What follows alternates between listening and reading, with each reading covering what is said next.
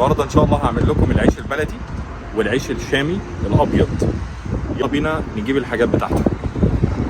طبعا في ناس كتير ما تعرفش ان انتوا الماشين ده.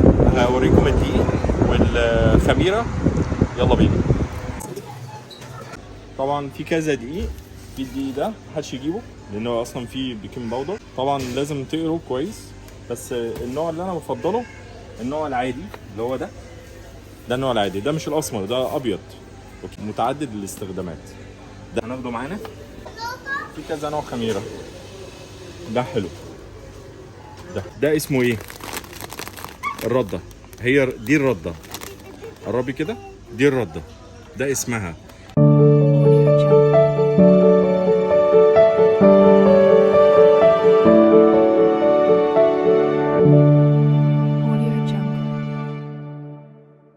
عيش عبارة عن دقيق ومية وملح وسكر، لبن بودر، عشان يدينا الريحة الجامدة اللي احنا بندور عليها، وشوية حبة البركة والسمسم. بس هو ده العيش بتاعي. وطريقة التسوية هنسوي النهاردة 3 طرق للتسوية. أنا عندي حاجة اسمها الخباز بالكهرباء، وعندي الفرن بالكهرباء بالغاز والكهرباء، وعندي على الطاسة من فوق. التلاتة صح، بس احنا هنحكم بنفسينا أيهما أفضل. أنا مش هقول لكم أيهما أفضل إلا في آخر الفيديو. ويلا بينا نخش على المطبخ. أنا مطبخي هنا. وصفتنا معانا كيلو من الدقيق الأبيض، ومعانا 550 جرام من المية، ومعانا 20 جرام من حليب البودر. وطبعا ده اختياري، بس صدقوني ده بيدي ريحة وطعم جامد جدا للعيش، وبيحافظ عليه يقعد فترة أطول معاكم. و10 جرام من الملح، 40 جرام سكر، و12 جرام خميرة فورية، 10 جرام نخدم بيه بس زيت، وشوية حبة البركة مع السمسم عشان يدوا الريحة الجميلة للعيش. ونبدأ بالمكونات بتاعتنا. بننزل بالمية بتاعتنا ما عدا الزيت. احنا قلنا الزيت عشان نخدم بيه العجينة بس في الآخر. بنحط بقى المكونات بتاعتنا. انا عايز اقول لكم وانا بقلب الريحة عيش بالظبط قبل ما اخبز. ونسيبها قد 6-7 دقايق لغاية ما الخميرة تشتغل، وبعدين ننزل واحدة واحدة. اهم حاجة في المرحلة دي العجن يا جماعة، نعجن كويس جدا. ليه حلو الكلام ده؟ ليه؟ لان العيش عبارة عن عجين. العجين ظبط معاك يبقى العيش بتاعك ظبط. نحطها على الرخامة ونفضل رايحين جايين قد 5-6-7-8 دقايق، رايحين جايين لغاية ما يطلع لها عرق زي ما انتوا شايفين. ما شاء الله طالعة جامدة جدا. هنحط بقى شوية الزيت بتوعنا. تمام. نخدمها بيها، مش نعجن، نخدم بيها العجينة زي ما انتوا شايفين. ما شاء الله كده خدمت. بالمناسبة هنغطيها 5-6 دقايق.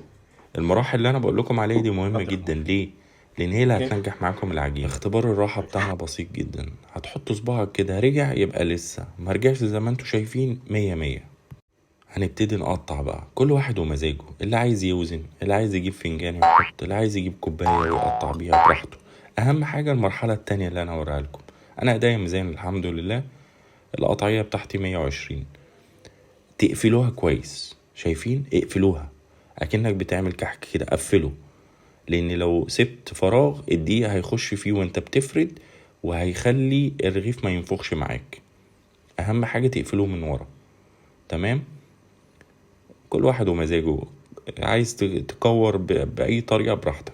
بعد كده هنحطه في حاجة عشان نعرف نغطيه زي ما انتوا شايفين. هنغطيه كويس قد ايه؟ 5 دقايق، مش يخمر بس يريح. بعدين عشان ما يلزقش معانا، شوية دقيق كده وافرد. انا عملت شكلين، عملت شكل بيضاوي وشكل مدور. طبعا تفرد كده بايدك. تمام. السمك بتاعنا طبعا الناس هتسأل 3 ملي 4 ملي حلو جدا. تمام. ما تخنوش اكتر من كده. هوريكم دلوقتي السمك. تمام. ده الشكل المدور معانا. السمك ما يتخنش قوي عشان ما تبقاش قرص. اوكي. بالمناسبة زي ما انتوا شايفين كده حلو قوي كده 3-4 ملي. بالمناسبة شوية النخالة بتاعتكم. تمام. وزي ما انتوا شايفين دوس عليها بايدك وشوية على الوش كده وانت بتفرد. طبعا الناس هتقول لي هو ده مش عيش بلدي. العيش البلدي مش بيضاف له سكر ولا حليب. تمام، بس دي هتمشي معاكم برضو بالرد. تمام، زي ما انتوا شايفين. ما تخافوش هتقولوا كتير، لا مش كتير، حلوة للمعدة، ممتازة جدا. زي ما انتوا شايفين الرغيف نفسه مش هيشيل اكتر من اللي هو عايزه اهو، حلو جدا. تمام، هنخش بقى على ايه؟ على التخمير. دي اهم مرحلة. 12 دقيقة كفاية جدا، او ربع ساعة بالكتير. المهم ما يخمرش قوي. وتبتدي، انا عندي الخباز جايب سخان فوق وسخان تحت، هما بيجوا بسخان واحد تحت، بس انا قلت للراجل هات لي كابل زيادة. زي ما انتوا شايفين، هتحط العيش بتاعك هيطلع في ثانية. ليه؟ لان الخباز ده بيكمر العيش زي الفرن البلدي بتاعنا بالظبط. زي ما انتوا شايفين ما شاء الله طالع جامد جدا. تحط شوية مية عشان يلزق السمسم وحبة البركة، مش محتاج اي افتكاسات، شوية مية كده ببخخ. ونحط بقى ايه، شايفين مش بيقع اهو، طالع معانا زي الورد. وادي اللي بالردة طالع معانا حلو جدا بنفس العجينة اللي فيها سكر، حلو جدا ممتاز. وادي الطاسة، اهم حاجة في الطاسة المعلومة دي مهمة جدا، اللي انت تقلب العيش بسرعة. ادي اهو، طلع اول بقليل تقلب على طول اهو، هينفخ معاك بسرعة. اقلب اقلب ثانيتين واقلب، ثانيتين واقلب، هينفخ معاك بسرعة. بالمناسبة العجينة دي تنفع مناقيش، وتنفع معانا بيتزا، وتنفع معانا حاجات كتير. بس دول اهم 3 حاجات انا قلت لكم عليها: العيش والبيتزا والمناقيش. العجينة دي ممتازة جدا، هتدعوا لي صراحة. طبعا الطاسة زي ما انتم شايفين سهلة جدا. طبعا انا مجري الفيديو، وادي هنخش على الفرن. انا عملت 3 تجارب، عشان اللي ما عندوش فرن يخش على الخباز، اللي ما عندوش خباز يخش على الطاسة، بكل حاجة هتقدر تمشي نفسك بيها في البيت. زي ما انتم شايفين العيش طالع ما شاء الله حلو جدا ممتاز. وسيبكم بقى مع الفيديو اللي هو ادي اللي هو الطاسة بعد ما برد. ومعلومة، اكمروه بقى في سبت وغطوه بفوطة كده او حتة ملاية قديمة او قماشة، هيفضل معاك مثلا 3 4 5 6 ايام فريش. هتدعولي يعني.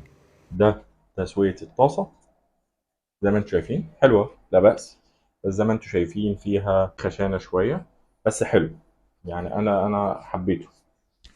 اوكي، المقاس التاني ده تسوية الطاسة. وطبعا هروح على التسوية التانية اللي انا بفضلها، اللي هي تسوية الخباز، اللي هي دي. شايفين عاملة ازاي؟ تحفة يعني، جامدة جدا جدا. مرحلة من مراحل التسوية أنا سويته شوية أكتر عشان أوريكم برضو ستيل طري، العجينة حلوة. أي نعم شوية لو اتغطى بفوطة أو حتة قماشة هيبقى أطرى أكتر. طبعا دي تسوية تانية، شايفين الريحة فظيعة حلوة جدا. مرحلة تاني برضو من التسوية. ده الخباز.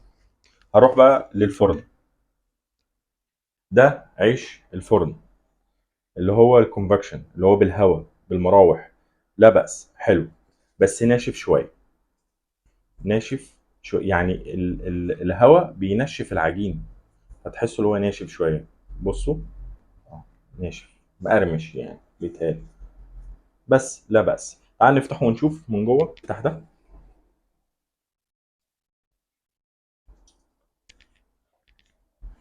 ده من جوه حلو جدا. آه هنفتح اللي هو بتاع الفرن برضو، شايفين حلو برضو لا بأس، حمص شوية. وهنفتح بتاع الطاسة.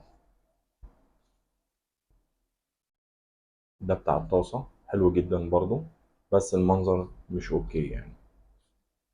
ده المنظر. يا رب اكون ساعدتكم وان شاء الله تكونوا استفدتوا من الفيديو، ويا رب اكون وصلت لكم المعلومة وافيد الناس كلها. شكرا. باي باي.